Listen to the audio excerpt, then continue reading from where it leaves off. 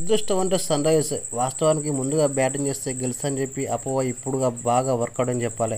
అయితే ముందుగా బ్యాటింగ్ చేసినటువంటి సన్ రైజర్స్ 201 రన్స్ కొట్టింది. ఎట్టకేలకు విజయం సాధించడానికి కసి మీద ఆడినటువంటి ఆర్ఆర్ చివర్లో లాస్ట్ బంతిలో నిలబడని చెప్పాలి.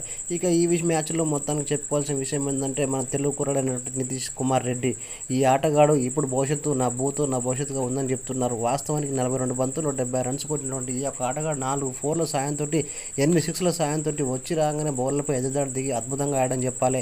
ఏదేమైనా కూడా మనునాట ఇప్పుడు ఆకాశమే అద్దుగా చెప్పుకోవచ్చు. వాస్తవానికి తెలుగు క్రికెట్లు ఈ మధ్యలో బాగా ఆడుతున్నాడు వేళ. అటు ముంబై చూస్తే తిలక్ వర్మ, అదేవిధంగా ఈ ఆటగాడు ఆడుతున్నారు. హైదరాబాద్ తరపున ఆడుతున్న ఈ యొక్క ఆటగాడు తనకు వచ్చి రాగానే అవకాశాన్ని 2 చేతుల్లో ఉపయోగించుకొని దుమ్ము లేపే ఆర్తితో అదరగొడుతున్నాడు. వాస్తవానికి ఈ యొక్క మ్యాచ్లో గెలిచిందంటే తప్పకుండా నితీష్ రెడ్డి అని చెప్తున్నారు చాలామంది ఫ్యాన్స్. అటు హెడ్ అదేవిధంగా ఇతర క్రికెట్లు అంచినప్పటికీ మొత్తానికైతే credit goes to Nitish Kumar రెడ్డికి అని చెప్తున్నారు. వాస్తవానికి మంచి టెక్నిక్తో ఆడే నితీష్ కుమార్ రెడ్డి మంచి స్ట్రైక్ రేట్ తోటి అద్భుతమైన టీ20 బెస్ట్ బ్యాటర్గా పన్నోడు ముందుకు దూసుకుపోతున్నాడు. తనకు వచ్చినటువంటి అవకాశాలను ఉపయోగించుకొని ముందుకు పోతున్నాడు నితీష్ కుమార్ రెడ్డి. ఇదే విధంగా బాగా ఆడి పర్ఫార్మెన్స్తో అరగొట్లని చెప్పి ప్రతి ఒక్క తెలుగు క్రికెట్ ఫ్యాన్స్ కోరుకుంటున్నారు. ఇక ఏదేమైనా కూడా ఈ యొక్క మ్యాచ్లో మొత్తానికైతే విజయం సాధించినటువంటి సన్ రైజర్స్ గత 2 మ్యాచ్ల్లో సెకండ్ బ్యాటింగ్లో ఓడిపోయి ఫస్ట్ బ్యాటింగ్లో మాత్రం ఈసారి 2 రన్స్ కొట్టి అద్భుతంగా ఆడి విజయం సాధించింది. వాస్తవానికి నువ్వు అన్నట్టు సాగి ఈ యొక్క మ్యాచ్లో మన నితీష్ కుమార్ రెడ్డి ఆడిన విధానం సూపర్ అని చెప్పి ఫ్యాన్స్ చెప్తున్నారు.